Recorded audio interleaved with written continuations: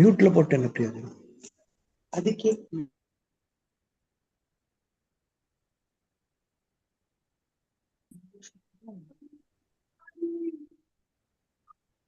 போட்டேன் அதுக்கே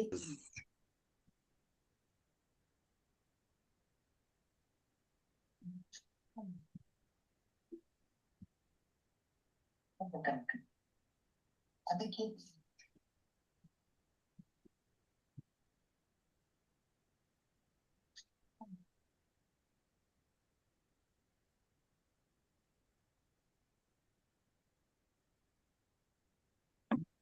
Should we start, Nidhi? Yes, definitely. I was waiting for you to be back. Yeah, I'm done. I'm ready. Okay, and I'm also ready with the streaming of the session. Okay, hi everyone.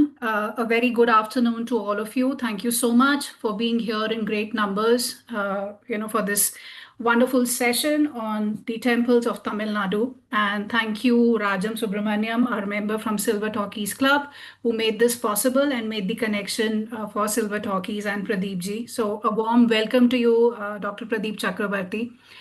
We have had one session with you previously on your other storybook for children on the stories, from the Tamil Nadu for children. So that was really wonderful, and I'm really, really happy and glad to have you back here. So just a very quick introduction to Silver Talkies for the benefit of those who are joining us for the first time. And while I do that, may I request all of you to kindly go on mute because I'll be starting the recording of this meeting now. And we would like to have a clean recording so that we can later share it with the others. Thank you so much. So hi, good afternoon, everyone. My name is Nidhi, and I am the founder and CEO of Silver Talkies. Silver Talkies is a community of older adults. So we run a club called the Silver Talkies Club, where anybody who's 55 plus can join. And the objective of joining the club is to actually mingle and find like-minded friends, and to be able to develop your social network at an age when it typically shrinks or dilutes. Because the whole agenda with Silver Talkies, when it started, a decade ago, was to basically help seniors find ways to stay busy, stay happy, and of course, that would help them stay healthier for the longer run. And that's how the genesis of Silver Talkies happened. So we do run a very active community of people from different cities across India.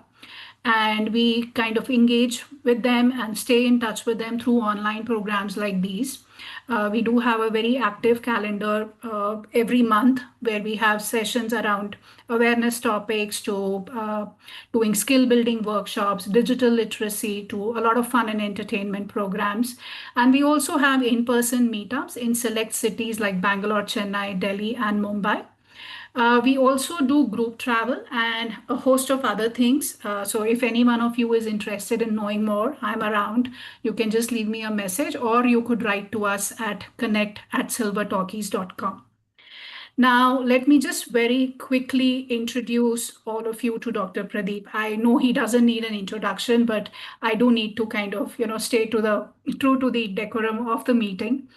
Dr. Pradeep Chakravarthy is a historian, author, and a learning consultant with over 20 years of experience. A graduate of LSE and JNU with a PhD in history on the role of temples in the socio-economic and political life of medieval Tamil Nadu. He blends history with corporate insights to help organizations and individuals change behavior. He has authored 10 books, more than 200 articles, and he's been featured on Netflix, History TV, Discovery, and TEDx.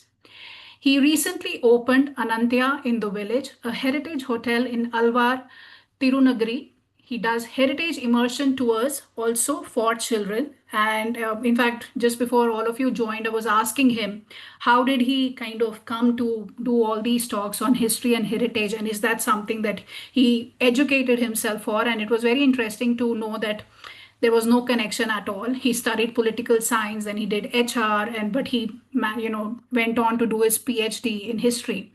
which is very, very interesting. So warm welcome to you, Dr. Pradeep, and I will hand it over to you now. Just a quick reminder of the Zoom hygiene that we will follow for today's meeting. I request all of you to kindly stay on mute during the entire course of this session today.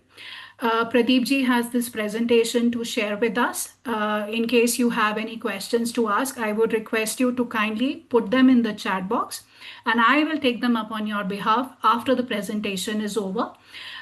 So kindly do that. Put your questions in the chat box. Thank you so much. Over to you, Pradeep ji. Thank you, Nidhi. Thank you again, Thank you, Nidhi. Thank you again, Rajamanti, for making this happen. Lovely to see a lot of familiar faces in the group. I'm generally wary of these WhatsApp University forwards, but there is this one exception which somebody sent me. And it makes a lot of sense because to understand history, you need to understand geography. If you look at this map of all the temples in Tamil Nadu, I don't know what logic they've used, but it seems broad. It seems very logical. There is a heavy concentration of red dots over here because this is the Kaveri River. And actually, this is the Delta region. So that's Mailadurai, that region. So you'll see a heavy concentration of temples here. There's a very heavy concentration of temples here. This is the Tambraparni River. There should have been a bit of a concentration over here. This is where the Vaigai should be. But the Vaigai is now a dead river. So I think that explains it. There's also a heavy concentration of temples here because that's Chennai. There's a good chance that the Puliyar temple on your roadside could also be a part of these red dots. But the point this map makes is very important. The location of a temple is very important. Generally, temples tend to become important when there is a lot of cash available. There is a large and prosperous community available. So today's talk, when Nidhi asked me what subject to choose and how to go about it, I said I'll do a talk on the temples of Tamil Nadu, which in a way is a difficult topic because there's just so many of them and there are so many different ways in which you can look at it. I could look at it from a very spiritual point of view. I could look at it from a very civil engineer point of view. I can look at it from an art and architecture point of view. I can look at temples as being inspiration for music, dance, drama, and literature. So many ways of looking at it. So that's a complication. But the easy thing is this is a talk where I can start anywhere, finish anywhere, and I'm sure you'll learn something new. So that way there's going to be a little bit of everything today. I'm hoping that a lot of images that I show will be from temples that you've not been to.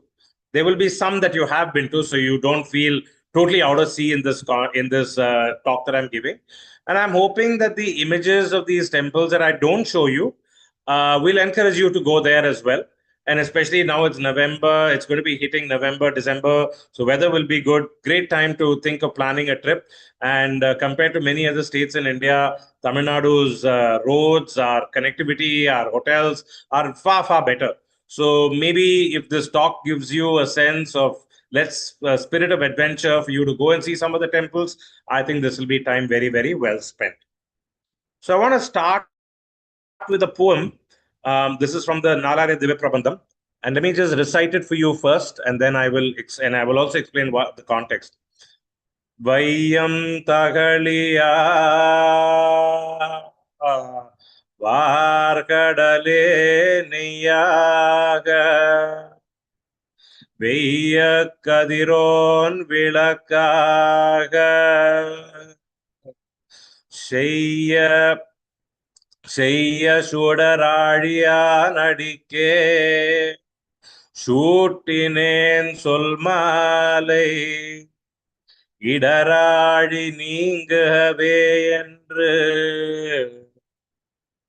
So what Arvar says here is the earth is my lamp and the ocean is the oil, the sun itself is the flame. And I offer this garland, and this is one of the Tiruvandadis that he writes, at the feet of the one who holds the chakra, which is of course the Narayana, so that we may cross the ocean of samsara. The metaphor is very important. Even large, magnificent temples like the Brihadishwara temple that you see an image of, they all started off with this essential premise that nature is God and God did not create nature. There's a very different perspective from the Abrahamic traditions, where we have a very clear creation story of how God created nature. In the Hindu tradition, or properly known as the Sanatana Dharma tradition, we don't really have a creation myth or a creation story. In fact, the Nasadasya Suktam says actually maybe even the creator himself doesn't know how it was created.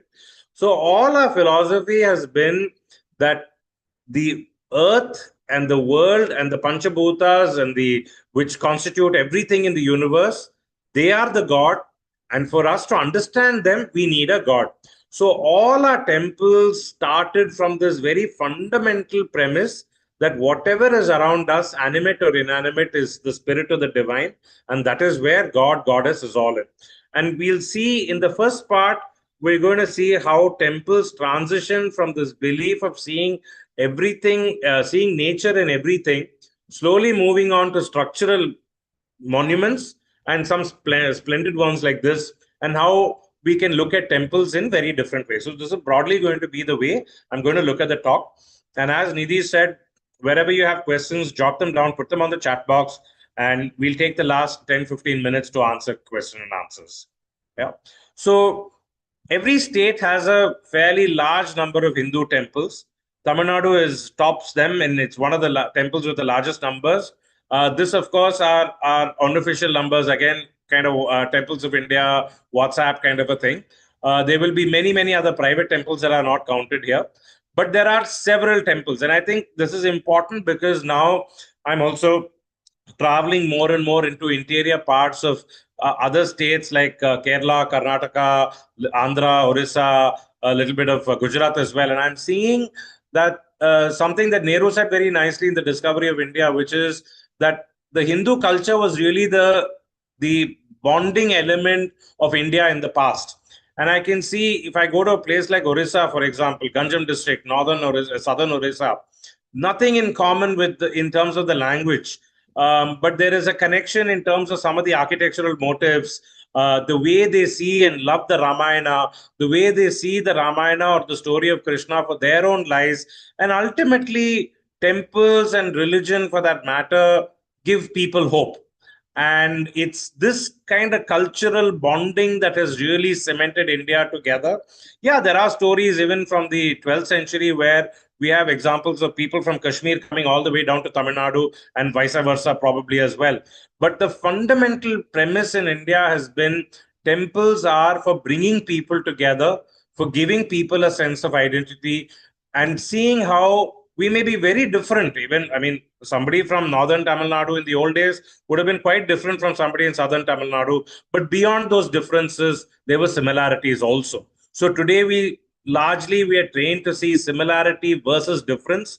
In those days, I think religion, temples, culture, they saw similarity and difference both on the same side. And I'm sure if those of you like Sabita Auntie and all, if you look at the textile journey, or anybody else, if you, or Rajamanti, if you look at the craft journey, and there are many others who are experts in your own field, you will, in your own fields, you'll find the similar pattern exists of how in everything we see differences, but we see a similarity as well. And there is no difference in the temples as well. So let's now start with understanding temples. So this is a slide that I actually used in a talk that I gave in Gujarat, but I thought I should share it here anyway. Some time back, I went to the Vilupuram district, and Abhirameshwara temple was something that I hadn't seen, so I went and saw. There's a very unusual temple. You can see the taller Gopuram on the right side is a Shiva temple. The shorter Gopuram on the left side is the Devi temple, Ambal temple. So inside the Shiva temple, there was a slab tucked away on the corner, and the title said Munivar, which is a saint or a sage. Actually, it's not Munivar or a sage. This is somebody called Lakulisha Pashupata. Lakulisha was a sage who lived in Gujarat, in Karyavan, which is not too far off from Baroda. He today is even considered an avatar of Shiva himself. Lakulisha started the Kapalika school, which was gained a lot of prominence in Gujarat and Madhya Pradesh. It moved through coastal Maharashtra into Karnataka. Some elements of that were incorporated into the Lingayats. We're not sure whether they were in Kerala, but they were very, very powerful in Tamil Nadu. And to give you a sense of the Kapalikas, at that point in time, there were two ways in which you could reach Shiva. One was the mantra marga, which is you went on to worship Shiva through mantras and through rituals. The other was you said, hey, screw all of that stuff. Shiva is anyway the guardian of the cremation ground. So why bother with all these rituals? The best way to reach Shiva is to die fast. And the Pashupatas, the Kalamukas, the Kapalikas, they did many, many things that we will shun today. And they did it because they wanted to get cursed and therefore die and reach Shiva very quickly. So they were called the Panchamas, and I'm going to repeat all of them. One is drinking liquor, which is Madhya. One is Matsya, which is eating fish. Mamsa, which is eating meat. Mithuna, which is copulating, sometimes copulating in public, and Mudra, which is worshipping through different gestures. And these eventually this sect died out. But even today, in many places in Tamil Nadu, you will find Lakulisha's image. You will even find the word Karonam, like in near Nagapatnam, or you will find some connection to where the cremation ashes are taken into the Shiva temple, like in Srivancham. So in many places, we still have remnants of proof of how temples and Hinduism in Tamil Nadu has evolved substantially over a long period of time. So if somebody says it's always been like this, take that with a little pinch of salt. Things have changed a lot. So that's the Abhirameshwara temple, definitely worth going. It might look like a very modern temple from outside, but there's some absolutely stunning Pallava period bas-reliefs inside the temple, which is why you should never judge a temple by the gopuram or by how it looks outside. So we have temples which are really small. This is a small cave temple not too far off from Kanchipuram, built from the Pallava times. This is one of the other side is one of the world's largest religious complexes, which is Chidambaram. Temples, you can see them in different sizes. You can also see some very, very empty. This one, believe it or not, is actually a temple. This is a Shiva temple in a small village in Pudukkottai called Neivasal. And nobody goes to Neivasal today. There's hardly anybody who lives there. But believe it or not, Neivasal was one of the most wealthy cities in India till about the 7th century, because this was the point where the road from Nagapatnam, which was an important port, split. One road went towards Tanjavur, one road went towards Madurai, and possibly a little after Neivasal, one road went to Kerala as well. So it's a very, very important part of the trading route of the 7th century. And people, I mean, it's very likely today nobody goes there, but it's very likely in about maybe 1,500, 1,800 years ago, if you'd been in Neivasal, you could have even seen Roman traders, and you would have certainly seen Arab traders. You might have seen some people from Indonesia as well, all of them crossing that route for the trade. So you see empty temples like that, but you also see very, very crowded temples like this one, which is, of course, the Biradishwara temple. That Gopuram is an important one. It's called the Rajarajan Tiruvayil. The earlier Gopuram is called the Keralantakan Tiruvayil. That is the Gopuram of the one who decimated the Kerala kings. Rajaraja had a very specific reason for deliberately compressing this Gopuram. So if you compare it to any of the other temple Gopurams you'll see that the base is really wide, but the top part is really squat. And Rajaraja did this with a purpose, because what he wanted to do was he had these two small, large based but squat heighted Gopurams to emphasize your eye to move towards the main shrine, which is almost about 200 feet.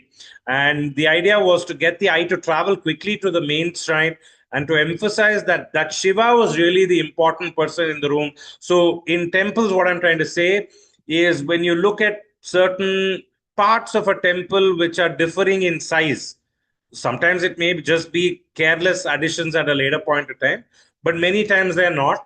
Every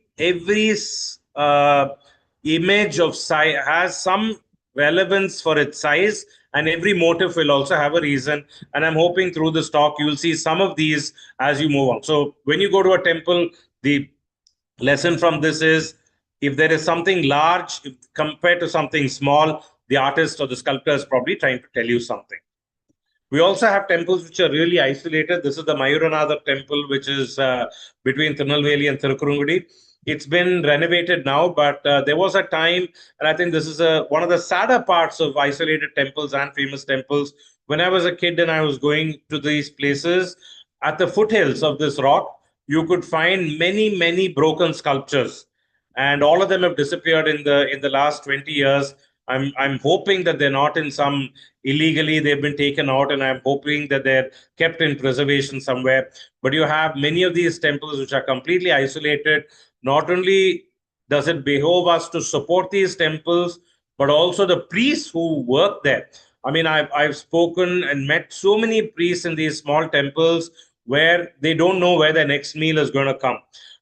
In our kitchens, we might have one bottle for all us each for all our spices, but they will just have one bag, and that bag will have little potlams or packets of all the spices that they need, and that's all they can afford. So we have temples for that, but we also have temples like Srirangam here, which is Bhuloka Vaikuntham, or Vishnu's abode on the earth. And you can see it's actually an island, and this is the world's largest religious complex.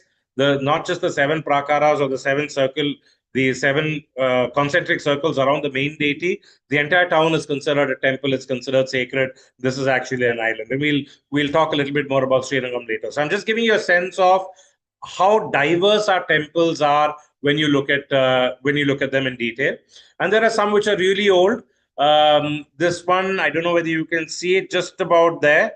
This is a temple which you can make it out because it's got the traditional white and red. This is in Adichanallur, not too far off from Tirunelveli again.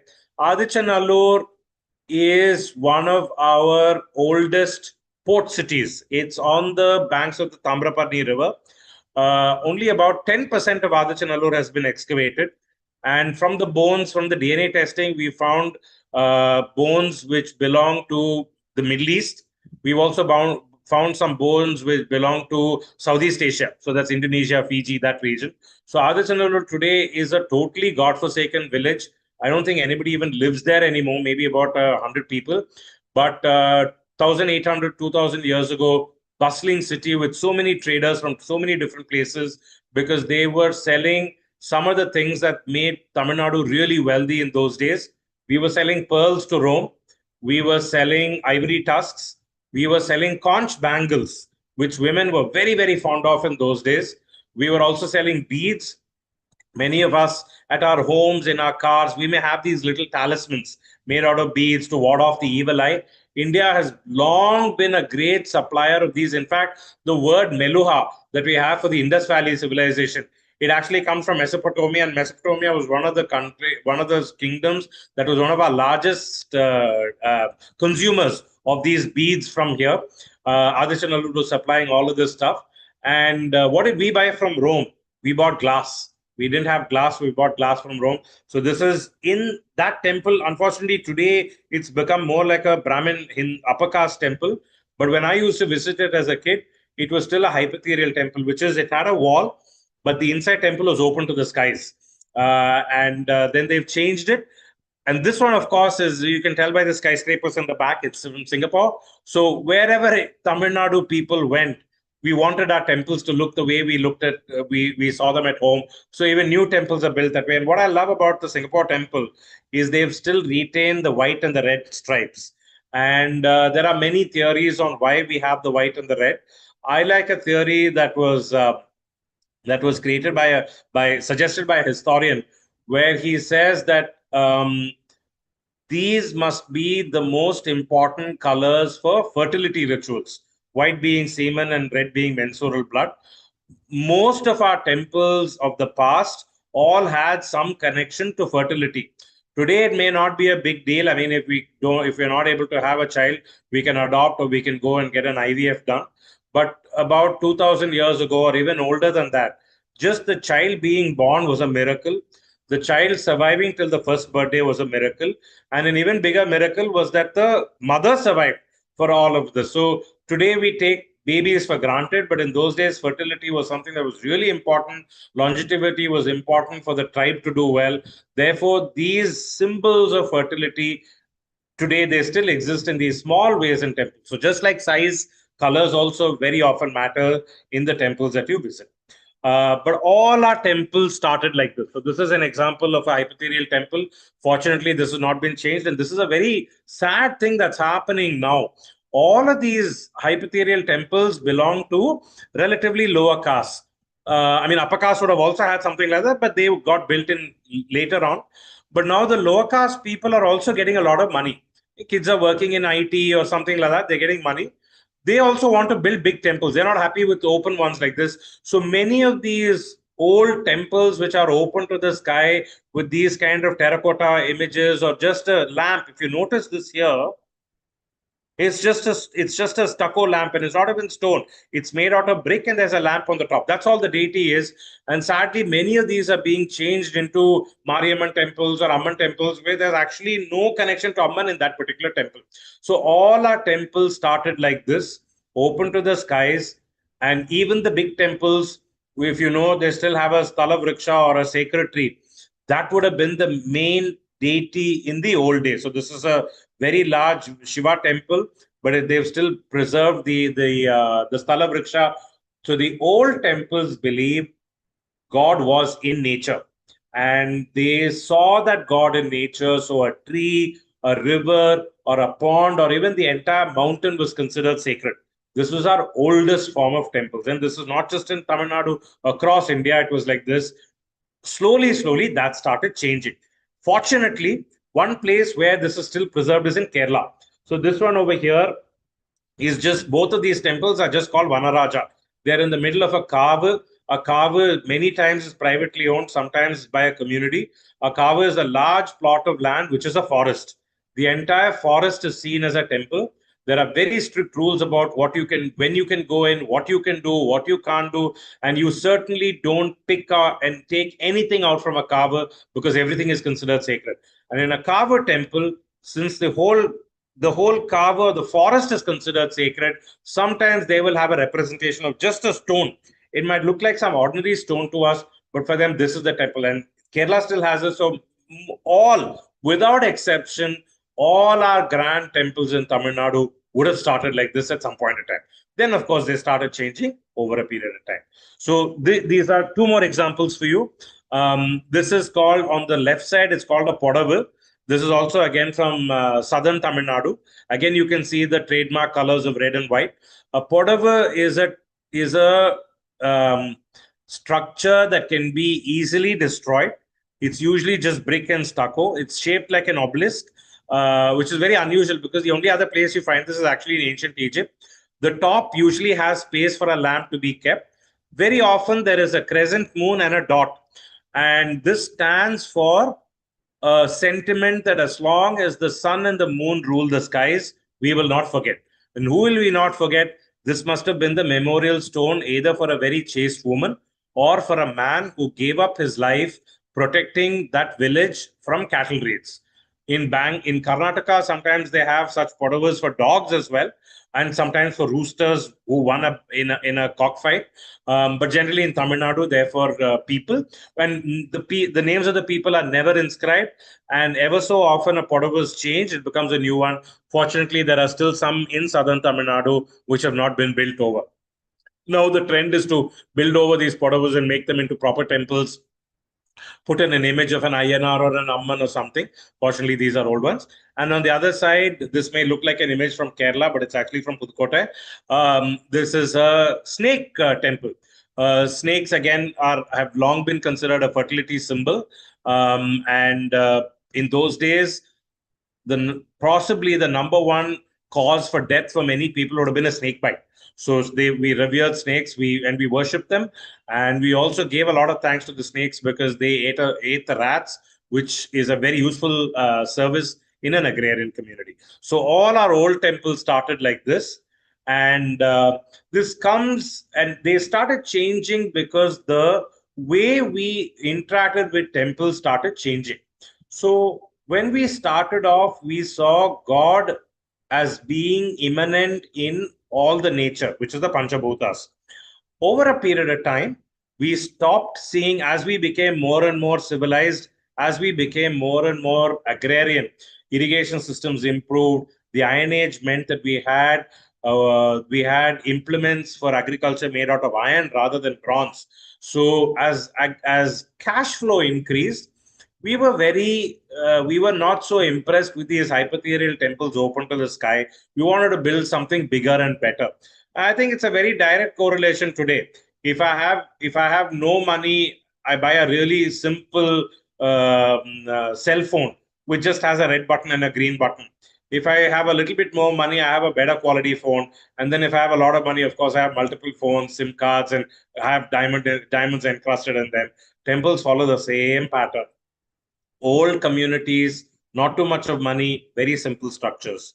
Larger communities, more irrigation, better quality tools because of iron, better harvest, better storage facilities, more money to spend on temples. So the money on temples started increasing. And at this time, slowly, we started creating an intermediary. And the story goes that all the gods and goddesses recognize this growing disconnection between human beings and nature. And they said, now we needed something to connect, which was going to be the temple. So they said the root of what people cannot comprehend, which is beyond the five senses, beyond these five elements, is called Vastu. Vastu literally means remedial, the leftover. So this leftover part of what we cannot understand as how nature is within us and we are a part of nature was conceived as a person called the Vastu Purusha. And it was seen that this person was the person who disconnected human beings from their deeper understanding of how nature and they are connected. So all the gods tricked this Vastu Purusha to lie down on the floor, and all the gods sat on top of him. And they sat down in a grid like this, and this became the prototype for the temple. So when you enter a temple, it's not just a prayer hall. The entire space of the temple is actually grid-wise a representation of all the major gods and the goddesses. Now, you'll have some gods like Agni, which is fire, Apu, which is water, Pitrus, which is ancestors, and of course Brahma and Vishnu and all of them. But you'll also have many, many gods like Mitra, like Nirutti, for some of whom we don't even know the gender, we don't even know how they look, but all of them are part of the temple. So when we enter a temple, every grid has one Pati Devata or one Devata who is the key person for that grid. And when we go into a temple, our hope is that we connect with all these devatas, and therefore we triumph over Vastu. We're able to see nature within us and us within nature, and see how we are actually connected to everything around us and within us as well. So this is the philosophic reason for temples, which is why Hindu temples are not prayer halls. They're actually places for us to connect with the world outside and therefore the world inside as well. Yeah, and this is an extension of that. This is a very famous image, so I'm going to just use it again.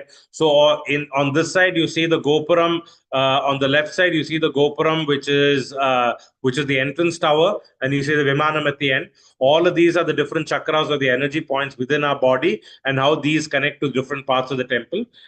This also is a top view of the same thing.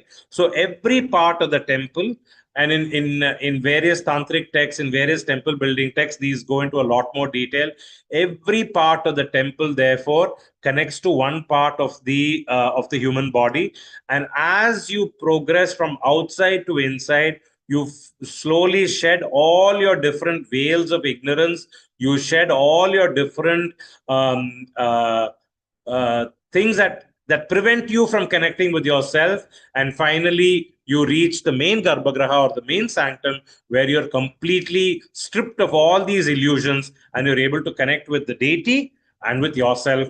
And that connection means that you see that deity within yourself as well. So ultimately, this is the purpose of the temple, to make us connect with nature within ourselves, to recognize that there is nothing different between the world outside and the world inside.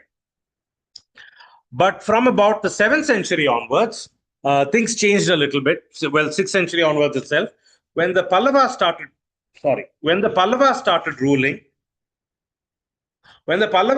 ruling, they saw something that every kingdom has seen across the world, across centuries, which is that political power and religion can coexist and partner with each other for mutual benefit.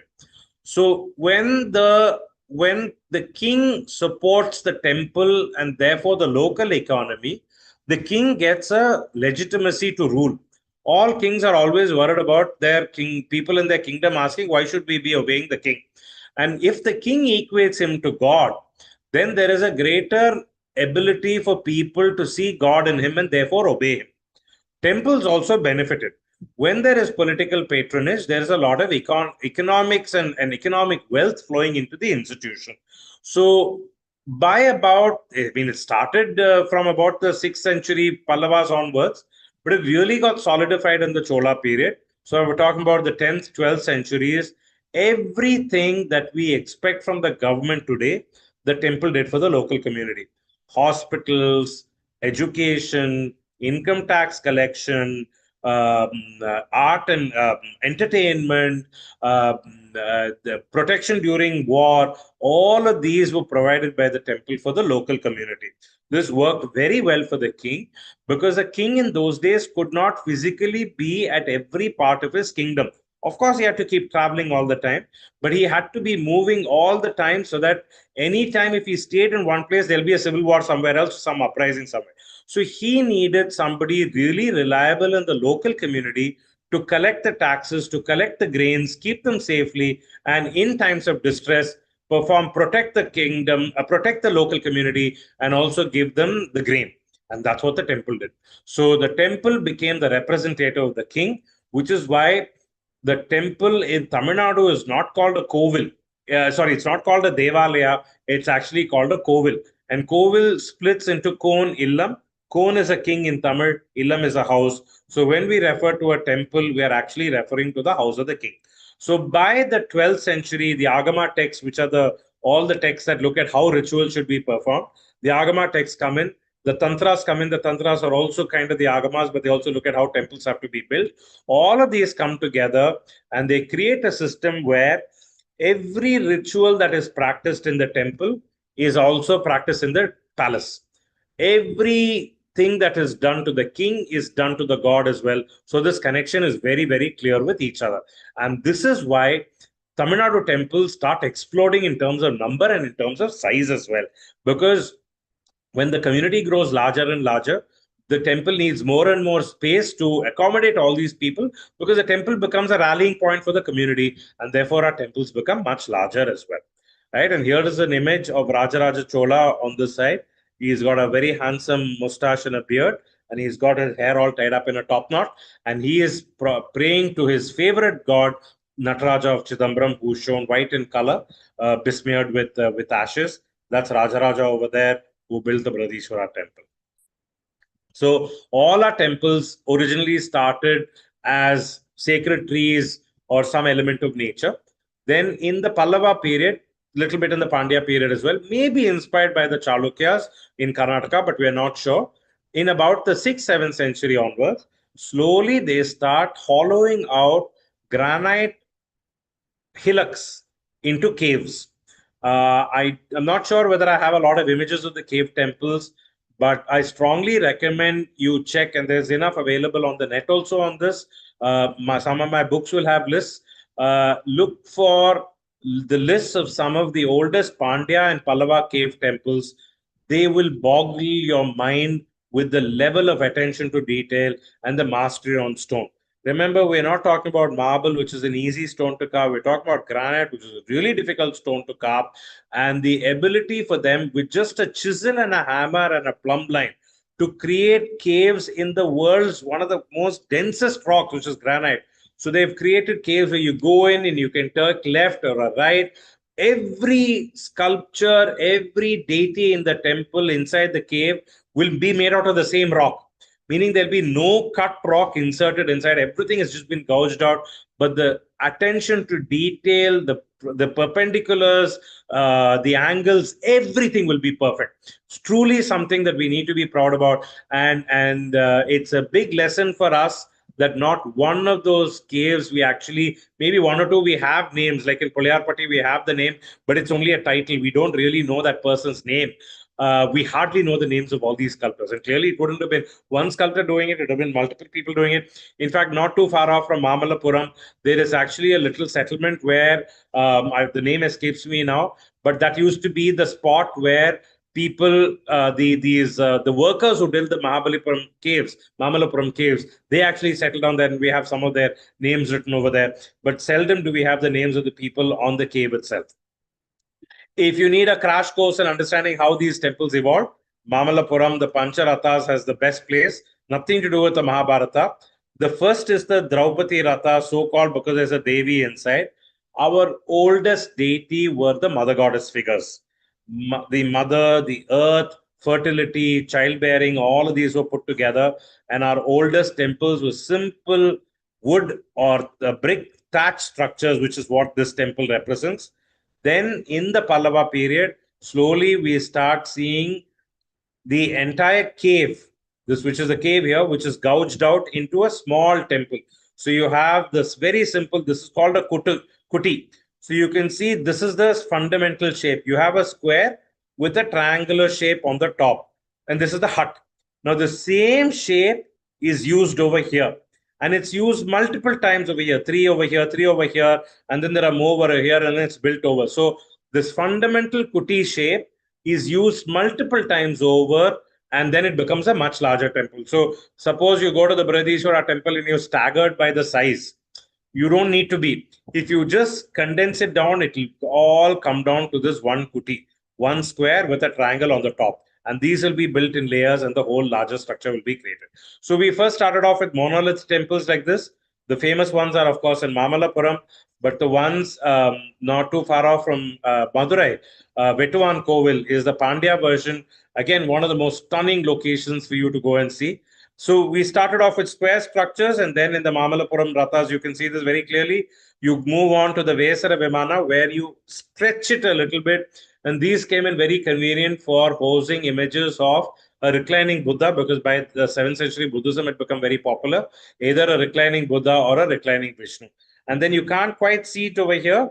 These structures become a little bit more complicated in what is now known as the Dharmaraja Ratha in Mamallapuram, where you have a ground floor, first floor, and a second floor. And this, interestingly, you find only for Vishnu temples. Still, Uttaramerur and Kanchipuram is the closest for many of us. But some of the best are actually in the Pandya region. Thirukostiyur, Sharan Mahadevi are places where, and Manar Koil are places where you have 3 levels of Vishnu temples. You have a ground floor, first floor, and a second floor.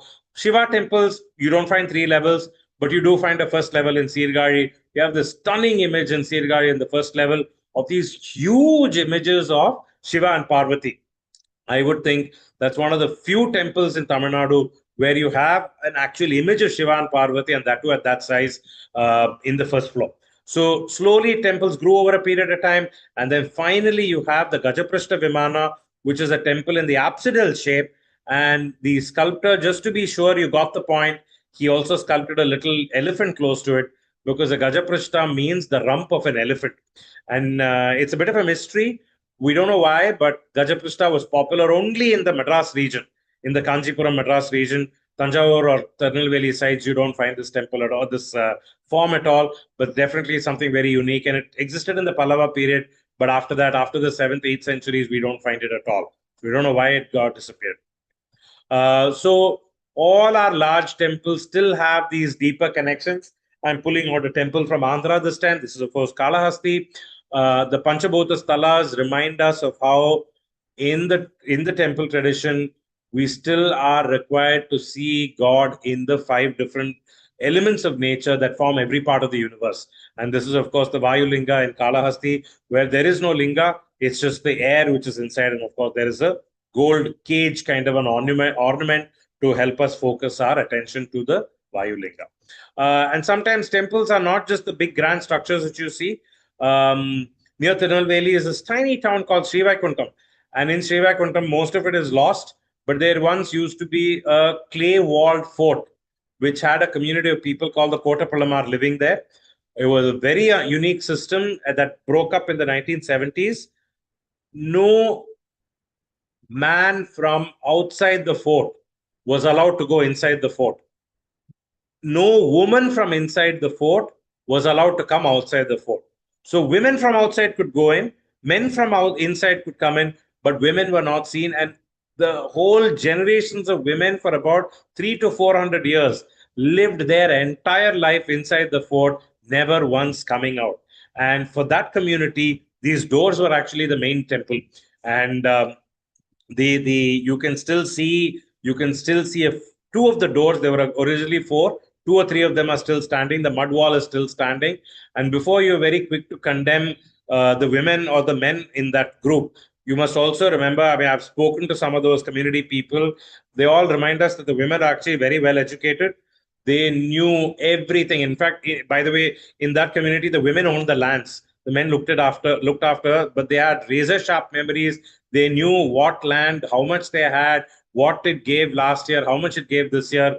And by the 1980s, most of them had learned Hindi and a couple of other languages because they encouraged a lot of women from outside to come and teach.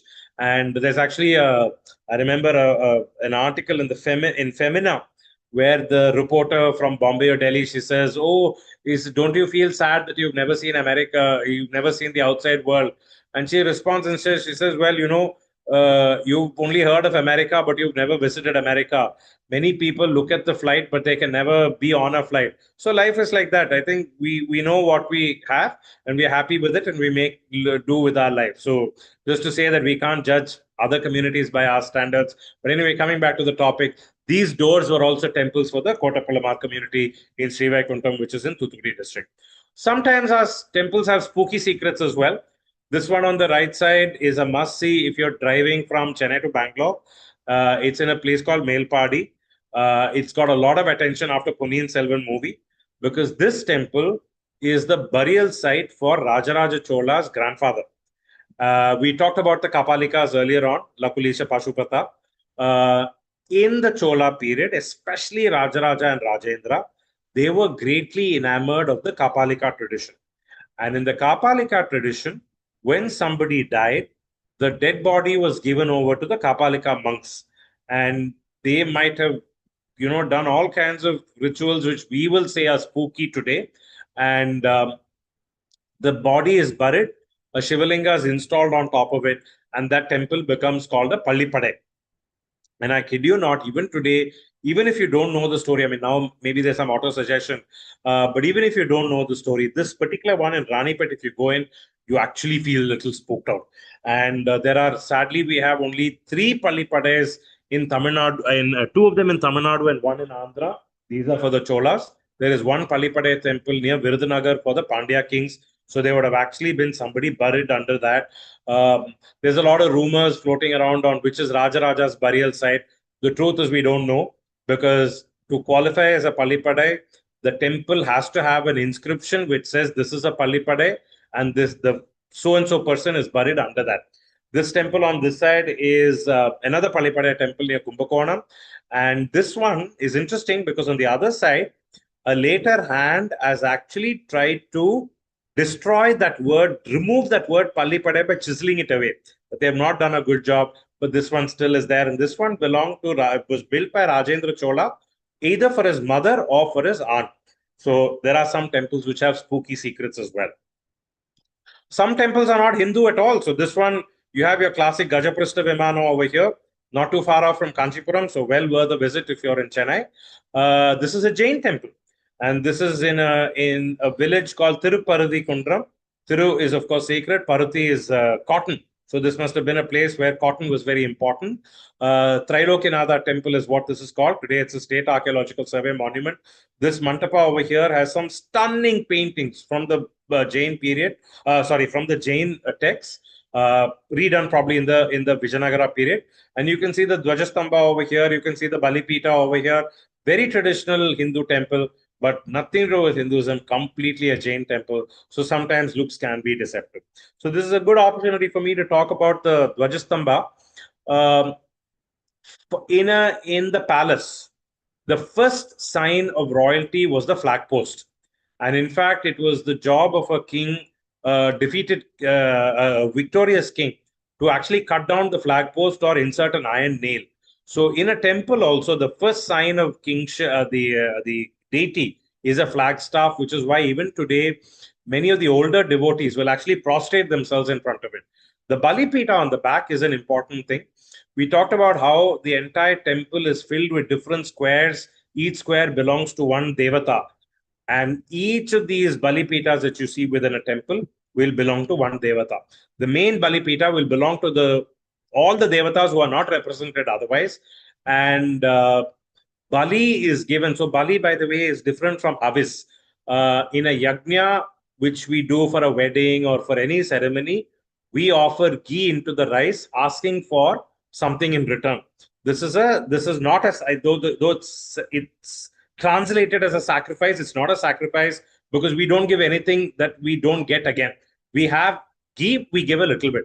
Bali is something different. Bali is actually closer to a sacrifice where we take rice and we give all of it to Bali or to the deity over there. And we just place it on the top. Habis or ghee is given to the god. So we give it with a lot of respect. Bali is something that's given to not the nether worlds, but there are inanimate, unanimate kind of gods and divine beings and celestials. So you don't give it with a lot of honor. You actually clean that place with water, just dump some on it, and then, of course, say a mantra and purify it. And interestingly, you'll find many Bali Pitams inside a temple. Interestingly, all these Bali Pitams will receive food offerings, and only then the main deity will be fed, which is in a way a reminder for us that if we want to be happy, we have to be keeping other people around us happy. So this is coming back, but this is a Jain temple, and temples were great fueling stations for the economy. This is a fabulous painting in the Victoria and Albert Museum.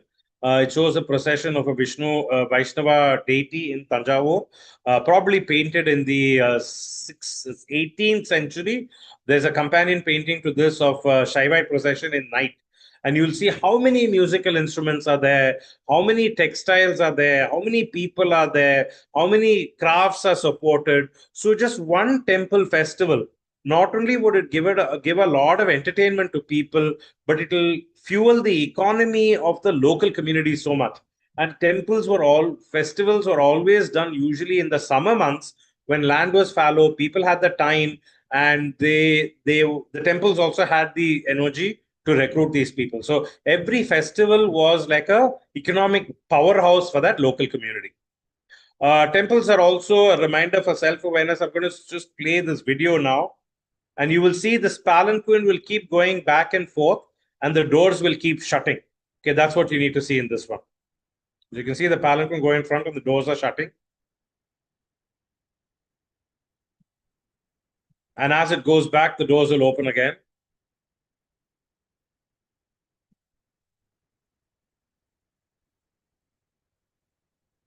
Yeah. So this is a festival. Sorry, oops. This is a festival that's unique to Vishnu temples across Tamil Nadu. Nidhi, how are we doing on time? I think we are good. Okay. So this is a festival unique to how much longer, if I may ask? Just I think we budgeted for 60 minutes, including Q&A, right? Yeah. Just tell me when it's about 50 minutes. Sorry, it's already almost 5:25 now. Okay. So I'll keep it quick then. So I'm just going to this Pranay Kalagam thing. So this is a event or a festival that happens in all Vishnu temples in December, where Perumal and Tayar, which is the Lakshmi and Vishnu, they have an argument. Vishnu takes a little palanquin like this, goes out, stays in another temple, and when he comes back, Tayar Lakshmi refuses him entry. And as the palanquin comes in, she shuts the door. When it goes back, she opens. So this actually happens multiple times. And in many temples, balls made out of jasmine garlands are flung at the palanquin. In other temples, the priest from inside will take these sheafs of turmeric and they will actually slap the palanquin. And all of this happens. There's a bit of a fight that happens. And finally, Lakshmi relents and lets Narayana inside. And then there's a aryer or a priest who will do this conversation where Lakshmi will say, look, there is some turmeric on your face. So you've been doing some naughty things with some other woman. There is some strand of hair in your jasmine garland. You've definitely been up to no good. Why did you go out with your palanquin covered? And all of these questions. She says, give me back my toys, get out of this place, I don't want you. And of course, all of these are done in various songs. And then one of the alvars as a deity or the priest will come and intercede. He will pacify Lakshmi, and finally she'll agree that Vishnu is okay. And very quickly Vishnu will go and they'll snatch a kiss together. And this is called the Pranaya Kalagam. And I think in a way it reminds us that relationships are messy and no relationship is actually perfect. And if men go astray, it's very understandable and rightly so for women to get very upset about it. So and finally, but somehow we have to juggle along and get along with each other, and we have to be together, and we shouldn't be doing this again. So this is the kind of message that comes up. Tiruchendur, I can maybe show it. You'll see Murugan, which is the Asura coming on this side, and you will see Murugan's veil, which is a spear, will be traveling very soon. Yeah, that's the veil over there. It's going to keep going very quickly. Sura Samharam is what this is called. The very famous festival in Tiruchendur. And for those of you who are foodies, on this day, everybody in that region will make a very special sweet called the Tirubhagam. So the veil is coming all the way, and you will see that it severs the head away. And very often we love the story of the gods and the goddesses severing the head away, because it is the head which has the brain. It is the brain which is trained to remove that connection between nature and us by giving us our ego. Temples were also institutions of wealth. So they had a lot of jewelry, and all the jewelry was a way of the temple to safeguard the community wealth. They also had granaries. So this is a granary. Many of these granaries are getting destroyed now. Interestingly, granaries are always oval or round in shape, because the rats are supposed to breed in corners. And if there's oval or a round shape that they don't breed, then of course all temples had ponds in them. These ponds were ways to tap the groundwater, to give water source. And many of these ponds would have canals which would irrigate the water, which would irrigate the river, the rice fields as well. They were all repositories of art. These are just a few images of some stunning wooden carvings from Tirunelveli this time. Each of these panels are just 1 foot by 1 foot, but look at the extraordinary amount of detail in the Rama and Hanuman carving. This is a lovely stone sculpture from Tiruvattara. Here there is Venugopala playing his flute, and all the animals are entranced. And if you look carefully, even herbivores and carnivores have become friends with each other, thinking of listening to Krishna's music. And here is a monkey which is not so worried about sitting on the head of a cobra as well. So there's a little bit of, if you look a little carefully in many of our temples, there'll be a lot of sense of humor in the sculptures as well. There were also, these are more images. This is South India's earliest image in stone of Nataraja. This is in a place called Siyamangalam, which is not too far off from Chennai, one of our early Pallava temples. There's a lovely painting on the wall from Alvar Nagari this time. The painting traditions deserve a separate lecture, so I'm not going to go into that. Later period, Nayak period, 17th, 18th century maybe, but very, very finely done. If you're not admiring the calf muscle, you can admire the very, very fancy footwear. Metalworks, a lot of our metalwork in temples have sadly disappeared. Here are a few that are still left over. This is a fabulous bronze lamp, which is in the Kantimati Amman shrine in Nelliyapar Koil. You can look at the Vangi on this side, the Toda on this side. All of these are very, very beautiful jewelry. And on this side is a very rare jedi. And this is a single cast bronze piece in the Manar Koil temple. And this is actually placed on top of the Vahana. So the whole Vahana then, if it's carried by people who are 5 feet high, the whole Vahana will be about 15 feet high, and this will be right on the top. I'm not going to zoom into this, but you'll see a whole bunch of animals over here. Looks like the tree of life. I don't know what it is, but you find only 2 of these in both of them in the Cheranmadevi Thirukurungudi side. Don't find this anywhere else. So very, very rare images of metalwork, especially for those of you who like craft. Yeah, and literature, temples have benefited from literature, have inspired literature. This is actually a Dupakal, which is a incense holder in Brahmadesam. And you can see my little pinky finger here, which is tiny image of Tirunjana Samandar, and it has the other Shaiva saints. Shaiva saints went to several temples in Tamil Nadu, sometimes in Kerala, Sri Lanka, all the way up to the north, singing the praise of so many of our temples, the Alvars, and that's Namarvar on this side with all the temples that he sung about in the back. These saints and their verses even today help bring people to the temples. And temples have also benefited from these verses, and they have inspired these saints to sing these verses. These verses and their meanings and their contribution to history and how we can understand the past are priceless, deserves a separate talk. But I just wanted to say, if you visit a temple, please do a little bit of research online to find out what are the ancient verses connected to the temple. All of them have been translated to English today. It'll be lovely if you can go and actually read the entire verse in the temple, because most of the verses on temples will talk about the phenomenal wildlife and nature around that temple. Sadly, most of that you won't see today, but at least it'll help you imagine how beautiful the temple was at an earlier point of time. Temples were also, like I said, politically important institutions. Very small temple called Manur, very small inscription, but very important for us. 8th century, there was an legislative meeting of the local community here. They decided how elections should be conducted in that village. I'm not going to go into the details, but I hope this will tell you that democracy was not a gift that we got from the British. We've had democratically elected legislative assemblies in our country, even in the 8th century. Yeah, and this is another very interesting inscription. This is in Tirumukkudal, which is near Kanjipuram. This entire inscription is a large gift of multiple villages to fund a Veda Pathashala, a hospital, and a dispensary. And this part is actually the list of all the medicines that had to be stocked in the dispensary.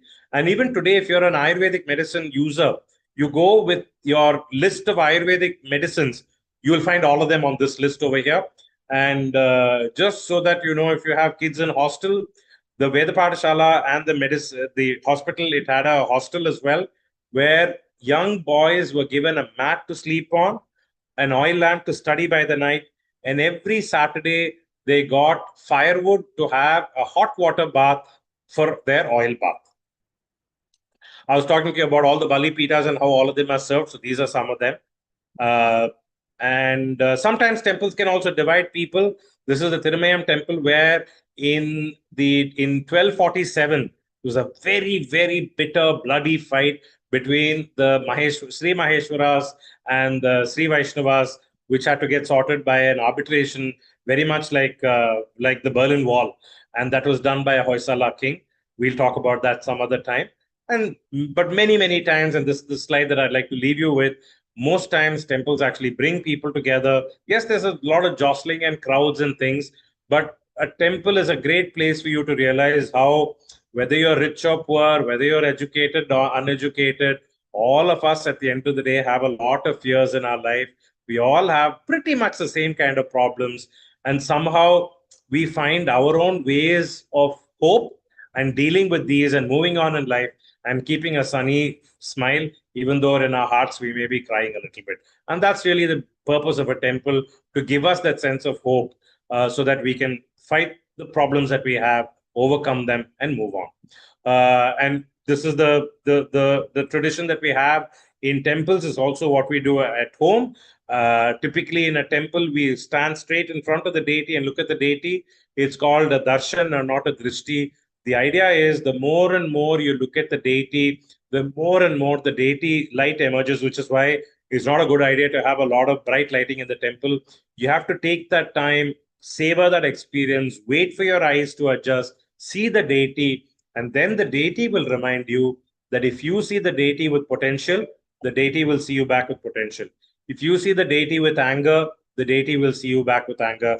And that's really what life is all about. If we see other people as good human beings, then they become good human beings to us. If we see people in a transactional way, they will also be transactional to us. That's really what the ultimate darshan is all about, which is why in the old days, old pilgrims, after they finish circumambulating a temple, they will circumambulate themselves as a reminder that not only is God outside, but God is within us. And therefore, as an extension, God is within every other person as well. So that brings me to an end to this talk. I hope you've got a broad understanding of how different temples can be: large, small, rich, poor, isolated, crowded. I hope you've also got a sense of how temples grew over a period of time. It's not that our temples were static at all. They grew from these tiny fertility rituals to open spaces to nature points. And then we had cave temples, we had huts, we had smaller temples, larger temples, and then, of course, these complicated ones with multiple floors as well.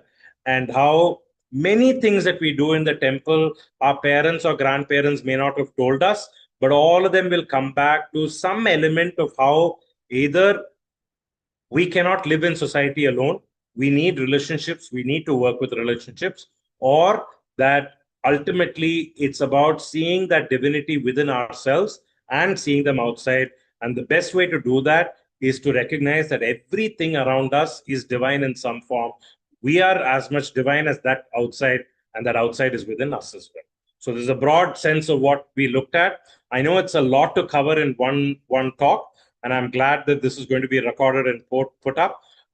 You can always reach out to me and have a chat, and which is why every year I used to do a temple tours a lot more often, but now I do only one every year around November, when in Alvar Nagari temple there is a 3-hour dance drama of how a Dalit Chandala, because of his unwavering commitment to truth, not only does he get moksha, but he gets a cursed Brahmin also moksha. So this is a story which completely turns the caste system into the opposite. This happens just around Kaisiki Ekadasi, which is just after Deepavali. This year it's around 28th of November. Usually I'm in my Alvar Nagari homestay for about 5 days before that. Anybody who comes there, I do a temple tour for them. So I'd love to see you there next time. Thank you very much. I'm sorry that I've taken a little bit longer, but I hope it's given you a sense of how you can look at Tamil Nadu temples in a very different way. And I hope you've made some notes and you will go and visit some of these temples. And if you go, please support the priests over there, because it's all good for us to sit in our AC rooms and talk about temples. A lot of priests in Tamil Nadu's temples are really, really struggling. And it takes a lot of their willpower and commitment to come to the job every day and do all of this, even when nobody is looking, and when many of them don't even know where their next meal is going to come from. Thank you very much. Namaskaram. Thank you so much, Pradeep ji. I think while you are apologizing for taking longer, I'm sure nobody wanted you to stop. Everybody would have loved to have you continue and share more. And a very, very fascinating and enriching discussion today. At least I learned a lot of new things which I did not know about. And I think the most interesting facet for me is the structure of a temple and how it is connected to a human body. I think that I did not know about at all. So we have a few questions in the chat room, which I will take them up now. Just a logistical question that has been asked, and I would like to address that firsthand. So yeah, the recording of the session will be available for later viewing. And, we will, while the live session is also being streamed on YouTube, we will also edit a recording and post it on the YouTube channel. And I will share the details via email with all the registered participants. Okay, so Sabita ji is asking, were there religious differences in the old days and how did the rulers deal with it? Today, big these time. differences are the cause for war, but how was it earlier? There's a law everywhere we've been fighting. Religion is just one excuse. Smart rulers tried to bring people together. So like this, having a reclining Vishnu in a Shiva temple and all is one technique to use. And for as many people who used religion to divide in those days, there were that many people who tried to use religion to bring people together also. So you look at the text of the Alvars and the Nayanmars, it says, look, at the end of the day, it doesn't matter who that person is. Everybody has a little bit of Shiva and Vishnu in them. That's what we should worship. So we had both. The really smart rulers were people, and this you can see even in like Genghis Khan and Babur and others. The really smart one said, I don't care what religion you belong to. So long as you accept my political authority, I'm fine with it. If you don't accept my political authority, I'm going to bulldoze you down. Right. Well, very interestingly, I recently went for a play, Hamare Ram, and there was a scene where they actually show how Rama also worshipped Shiva, before he went for the fight, and it was like, Yeah. while he was a form of Vishnu, Yeah. so how though there needs to be a coexistence between both. Yeah. So how it panned out was Shaivites used a lot of iconography to show Shiva was number one. So you have the Lingodbhava, Sarabeshwara, many others like that. Vaishnava said, not at all happy with Shaivism at all. Don't even bring him into the temple. So both Shaivism saw Vishnu as an Upadevata, Vaishnavism saw Shiva as an Upadevata, but they dealt with the anger and they dealt with the difference in a very different way. Right. Which is why you will find Shiva images, you will not find Shiva images in a Vishnu temple, but you will find Vishnu images in a Shiva temple, and they will always be subservient to Shiva. Interesting. Okay, Karthikeyan has asked, how did the iconography and the sthala artifacts such as the sthala vriksham, sthala puranam, etc. get decided, and by whom? And who had the final word in the temple design? Was it the reigning monarch or the local acharya or the guru of the king? Actually, we don't know. We have texts like the Maya Mata, which talks about how a temple should be built, how a house should be built. The Sthala Vriksha, I think, very likely would have been there even before the temple started. The Sthala Purana there's a possibility that in the 16th, 17th century, when a great renovation of a temple was completed, there was a ceremonial ending to that day with somebody reciting a text on the temple.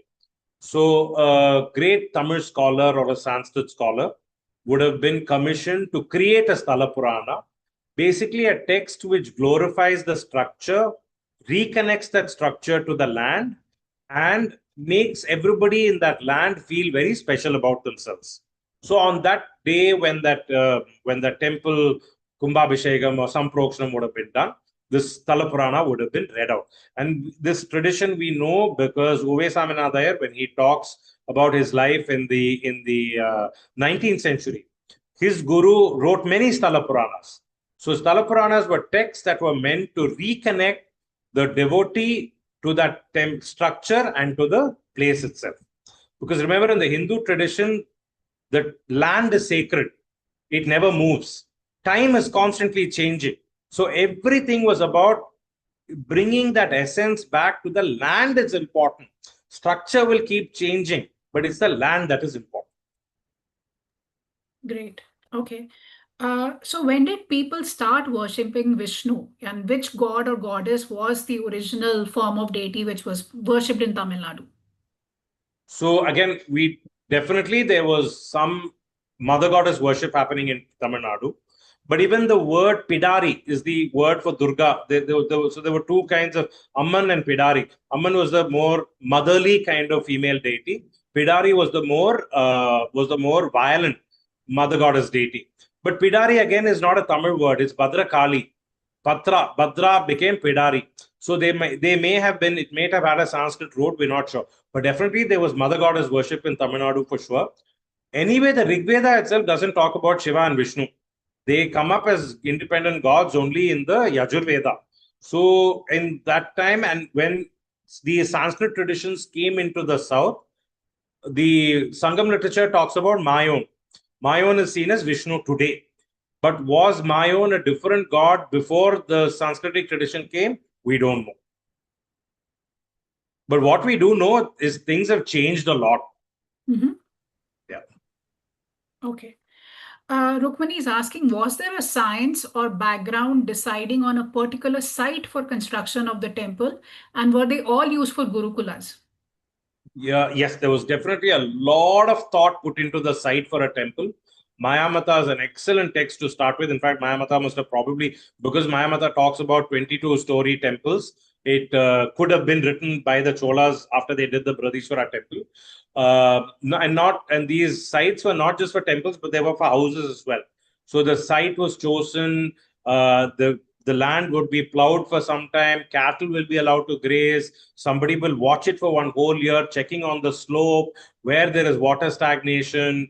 Then they will erect a normon in the middle to check on how the sun moves and what the cardinal directions are. Then they will do a puja to appease all the living things that are going to be destroyed or rearranged because of this temple, and only then they'll start a temple.